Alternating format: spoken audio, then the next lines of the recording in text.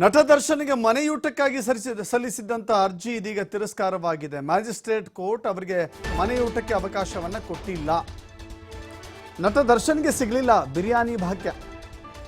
24ನೇ ACMM ಕೋರ್ಟ್ನಲ್ಲಿ ಮನೆಯೂಟದ ಅರ್ಜಿ ವಜೆಯಾಗಿದೆ. ಜೈಲೂಟದಿಂದ ಆರೋಗ್ಯ ಸಮಸ್ಯೆ ಅಂತ ದರ್ಶನ್ ಅಲವತ್ಕೊಂಡಿದ್ರು, ಮನವಿ ಮಾಡಿದ್ರು.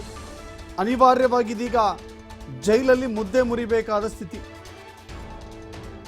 ಜೈಲಲ್ಲಿರುವಂಥ ದರ್ಶನ್ ಮುಂದಿನ ನಡೆ ಏನು? ಹಾಗಾದರೆ ಜುಲೈ 29ರಂದು ಹೈಕೋರ್ಟ್ನಲ್ಲಿ ದರ್ಶನ್ ರಿಟ್ ಅರ್ಜಿ ವಿಚಾರಣೆ ಆಗುತ್ತೆ. ಅಲ್ಲಿವರೆಗೂ ಜೈಲೂಟವೇ ಫಿಕ್ಸ್. ಹೈಕೋರ್ಟ್ ಯಾವ ತೀರ್ಮಾನವನ್ನು ತೆಗೆದುಕೊಳ್ಳುತ್ತೆ ಗೊತ್ತಿಲ್ಲ, ಬಟ್ ಹೈಕೋರ್ಟ್ ವಿಚಾರಣೆ ನಡೆಯುತ್ತೆ. ಅಲ್ಲಿ ಯಾವ ತೀರ್ಪಾಗುತ್ತೆ ಗೊತ್ತಿಲ್ಲ. ಹೈಕೋರ್ಟ್ ಸೂಚನೆಯಿಂದ ಮ್ಯಾಜಿಸ್ಟ್ರೇಟ್ ಕೋರ್ಟ್ಗೆ ನಟ ಹೋಗಿದ್ರು. ಮ್ಯಾಜಿಸ್ಟ್ರೇಟ್ ಕೋರ್ಟ್ನಲ್ಲಿ ಮನೆಯೂಟ ಏನು ಅರ್ಜಿ ಸಲ್ಲಿಸಿದ್ರೋ ಅದು ನಿರಾಕರಣೆಯಾಗಿದೆ. ಮತ್ತೆ ಹೈಕೋರ್ಟ್ನಲ್ಲಿ ಜುಲೈ 29ರಂದು ದರ್ಶನ್ ಅರ್ಜಿಯ ವಿಚಾರಣೆ ಬರುತ್ತೆ. ಸೊ ಅಲ್ಲಿ ಯಾವ ಆಧಾರದ ಮೇಲೆ ಕ್ರಮವನ್ನು ತೆಗೆದುಕೊಳ್ತಾರೆ ಅಂತ ನೋಡಬೇಕಾಗಿದೆ.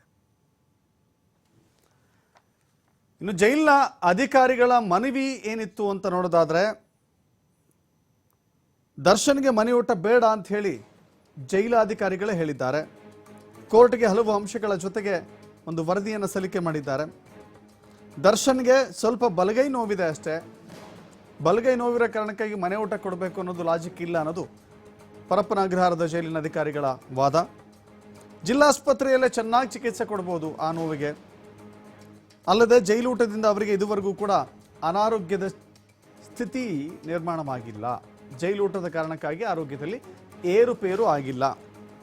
ಮನೆಯೂಟದ ಅವಶ್ಯಕತೆ ಇಲ್ಲ ಅಂತ ಹೇಳಿ ಜೈಲು ಅಧಿಕಾರಿಗಳು ಮನವಿ ಮಾಡಿಕೊಂಡಿದ್ದಾರೆ.